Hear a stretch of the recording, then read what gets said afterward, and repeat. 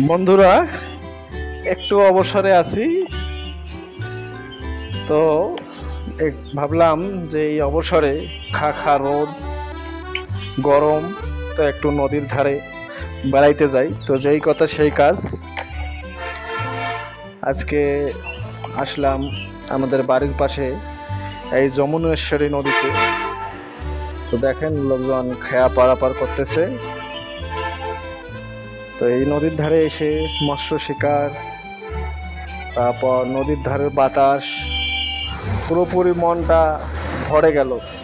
তো গাইস, আপনারা সময় পেলে এই আমাদের পরন্ত বিকেলে এই যমুনেশ্বরী নদীর মোহনায় আসবেন। এখানে বিকালবেলার বাতাসটা মনে হয় যে কত নির্মল।